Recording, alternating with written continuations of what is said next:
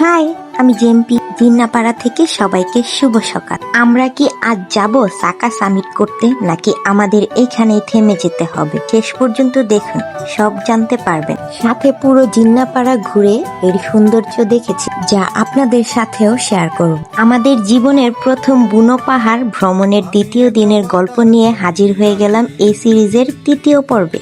দ্বিতীয় দিন সকালে ঘুম থেকে উঠেই মনটা একটু খারাপ হয়ে গেল। কালকে টানা 8 ঘন্টা ট্রেকিং এর উপহার পায়ের ফসকাটা আরো বড় হয়ে ফুলে গেছে। আজ বিকেলেই আমাদের রওনা দেওয়ার কথা সাকা হাফং এর এই দুর্গম চূড়ার উদ্দেশ্যে, কিন্তু পায়ের যে অবস্থা, মনে তো হচ্ছে না আমি আর এক পাও এগোতে পারবো। কালকে রাতে আমরা ঝুমঘরেই বারান্দাতেই ঘুমিয়েছিলাম গ্রুপের সবাই মিলে। পাহাড়ে কোনো নেটওয়ার্ক ছিল না, আর শরীরও ছিল প্রচন্ড ক্লান্ত, তাই কোনো রকম ফোন স্ক্রলিং ছাড়াই খুব তাড়াতাড়ি ঘুমিয়ে পড়েছিলাম। আর তার ফলে আজ সকাল ঠিক 5টায় আমাদের ঘুম ভেঙে যায়। সকালে ঘুম থেকে উঠে বাহিরে তাকাতেই যেন চোখ জুড়িয়ে গেল।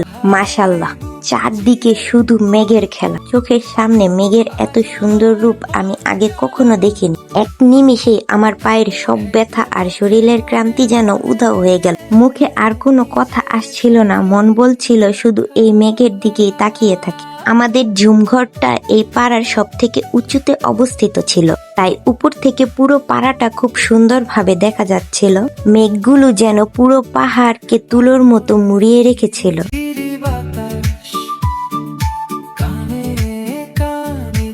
আমি দেরি না করে ব্রাশ আর টুথপেস্ট নিয়ে বের হয়ে গেলাম ফ্রেশ হওয়ার জন্য।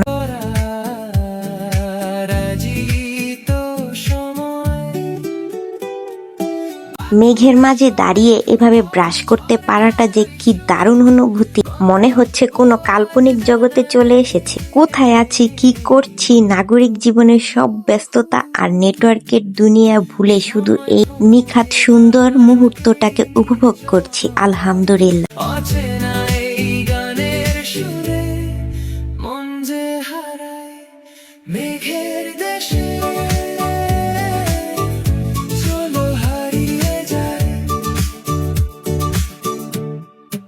ফ্রেশ হতে হতেই আমাদের সকালের ব্রেকফাস্ট চলে এলো। রাতের মতো আবারও সবাই একসাথে বারান্দায় বসে খাবার খাচ্ছিলাম। সকালের মেনুতে ছিল ডিমের ঝোল, আলু ভর্তা, ডাল আর লালচে জুম চালের ভাত। উফ, এই ডিমের ঝোলটা যে কি অসাধারণ মজা ছিল। পাহাড়ি রান্নার মশলার স্বাদটাই অন্যরকম। চোখের সামনে মেঘের পাহাড় আর হাতে গরম গরম ঝুম চালের ভাত আর ডিমের ঝোল, এই ভিউ দেখতে দেখতে ব্রেকফাস্ট করার আনন্দই আলাদা। মনে হচ্ছিল কালকে পাহাড়ি ট্রেইলের সব কষ্ট আজ সার্থক হয়ে গেছে। খাওয়া দাওয়া শেষ করে আমরা একটু রেডি হলাম। এমন মেঘের সাথে নিজেদের কিছু স্মৃতি ফ্রেমবন্দি না করলে সেটা তো বোকামি হতো। আমি একটা সুন্দরী স্কার্ট পরে রেডি হয়ে গেলাম।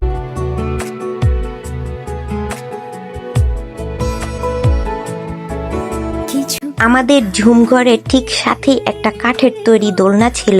এই দোলনাটায় বসে আমরা যে কত স্মৃতি জমা করেছি, কত গল্প করেছি, তা সারা জীবন মনে থাকবে।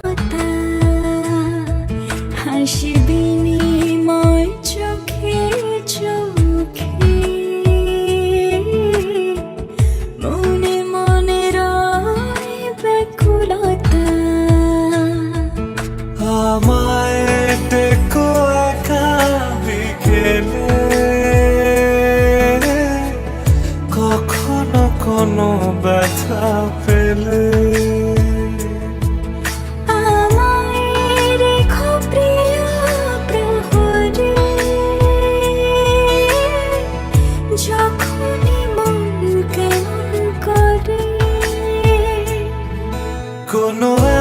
এরপর আমি একা একা বসে গান শুনছিলাম আর পাহাড়ের শান্ত রূপ উপভোগ করছিলাম। একবার আমি গিয়েছিলাম পাহাড়ি অঞ্চল, পাহাড়ি মেয়েটার কি চোখ দুটো ছল ছল। এর মাঝে আমাদের হোস্ট আর বাকি মেম্বাররা পাড়ার নিচে হাঁটতে গিয়েছিল। ফেরার সময় তারা নিয়ে এলো গাছ থেকে পাড়া একদম টাটকা কাঁচা বার্মিজ আম। আমগুলো দেখেই আমাদের সবার জিভে জল চলে এলো আর সবাই আম ভর্তা খাওয়ার জন্য মন আনচান করতে লাগলো। আমরা গ্রুপের সবাই মিলে ঝুমঘরের মাচায় বসে গেলাম। আমাদের ঝুমঘরের মালিক নিজে ওনার পাহাড়ি স্পেশাল মশলা আর বুনো ঝাল মরিচ দিয়ে আমগুলো মেখে দিচ্ছিলেন। সবাই মিলে একসাথে সেই আম ভর্তা মজা করে খেলাম। পাহাড়ি মরিচের ঝাল আর আমের টক মিলে যে স্বাদ হয়েছিল, না খেলে আসলে কেউ বুঝবেন না, পুরো অমৃত।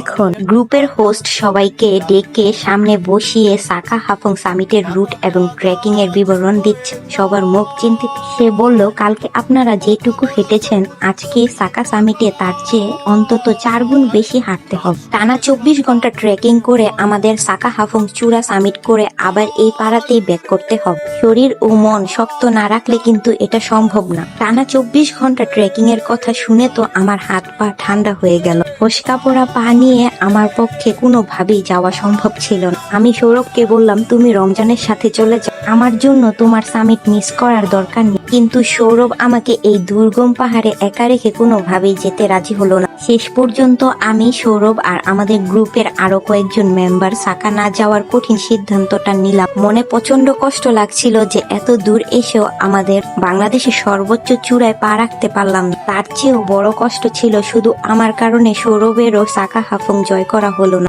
সবার সাথে এত সুন্দর একটি বন্ডিং হয়ে গিয়েছিল যে কেউ রেখে যেতে চাচ্ছিল না। সবাই বলছিল, চলেন, আমরা আপনাদের সাথে আছি। কিন্তু নিজের শরীরের কথা ভেবে আমি আর সাহস করতে পারলাম না। ওনারা সাকার উদ্দেশ্যে চলে যাওয়ার পর আমাদের মন খারাপ ছিল, কিন্তু তার মাঝেই ট্রিপের আরেকজন হোস্ট ওনাদের অন্য একটা টিম নিয়ে ঝিন্নাপাড়ায় এসে পৌঁছালেন। ওনাদের রুট ছিল আমিয়াখুমের দিকে। আমরা সিদ্ধান্ত নিলাম কালকে ওনাদের সাথেই আমরা আমিয়াখুম অভিযানে যোগ দেব। দুপুরে আমরা আবারও সকালের মেনু ডিম, ডাল, আলু ভর্তা আর ঝুম চালের ভাত খেয়ে একটু রেস্ট নিলাম। সময় যখন আছেই তখন ঘরে বসে নষ্ট করার কোনো মানে হয় না। তাই আমি আর সৌরভ বের হয়ে গেলাম পুরো জিন্নাপাড়াটা ঘুরে দেখতে। ছোট ছোট মাচাং ঘর, পাহাড়ি মানুষের সরল জীবনযাত্রা, ছোট দোকানগুলো দেখছিলাম।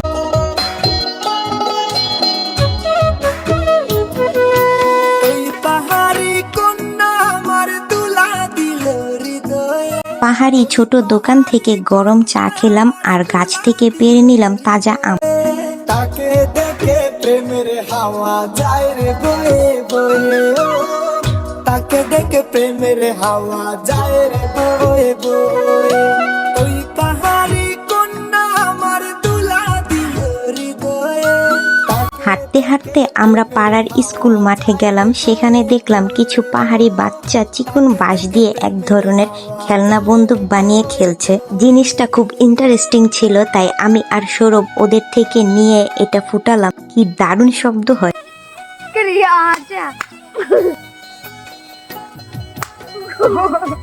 এখন আমি যেখান থেকে পানি খাচ্ছি, এই কলের পানি পাহাড়ি ঝিরি থেকে আসে সরাসরি পাহাড় থেকে আসা এই পানির স্বাদ যে এত মিষ্টি আর ঠান্ডা, না খেলে বিশ্বাস করা যায় না। আর পাহাড়ি মানুষগুলোর ব্যবহার আর অতিথি আপ্যায়ন এক কথায় অসাধারণ। ওনাদের সরলতা মন ছুঁয়ে যায়। নিচ থেকে ওই যে আমাদের ঝুমঘরটা দেখা যাচ্ছে। তুলিতে আইসা কন্যা করো বাহানা, তোমার পুরো পাড়াটা ঘুরে আমরা আমাদের মাচায় বসে গল্প করতে করতে হুট করে আকাশ কালো করে ঝুম বৃষ্টি শুরু হয়ে গেল। পাহাড়ে এমন সুন্দর বৃষ্টি পাওয়া ভাগ্যের ব্যাপার। আমি আর সৌরভ এই রহমতের বৃষ্টিতে ইচ্ছা মতো ভিজলাম।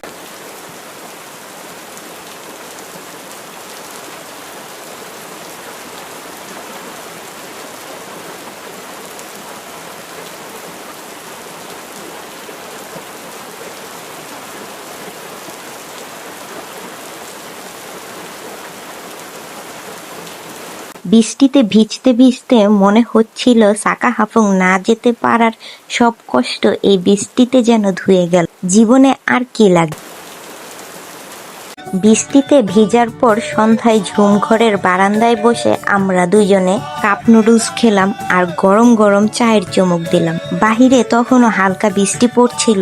আমরা গান শুনছিলাম আর ভাবছিলাম আমাদের টিমের বাকিদের কথা, যারা সাকা হাফং এর উদ্দেশ্যে রওনা দিয়েছে।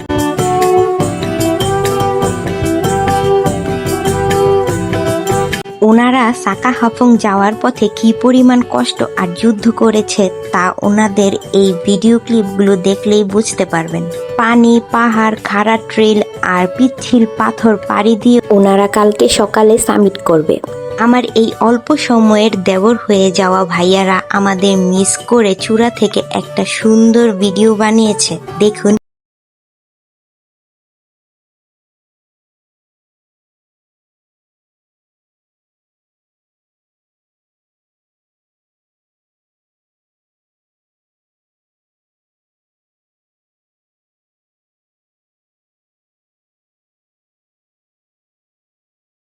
আমরা জিন্নাপাড়ায় একদম নেটওয়ার্কের বাইরে থাকলেও সাকা হাফং ট্রেলের নিকোলাস পাড়া নামক জায়গা থেকে কিছুটা নেটওয়ার্ক পাওয়া যায়। আমাদের বন্ধু রমজানকে আমরা আগেই বলে রেখেছিলাম, ও সেখানে পৌঁছাতেই আমাদের ফ্যামিলিতে ফোন করে জানিয়ে দিয়েছিল যে আমরা ভালো আছি। নেটওয়ার্কহীন পাহাড়ের বুকে এই খবরটুকু দেওয়া যে কত বড় স্বস্তি তা কেবল ট্রেকাররাই জানেন।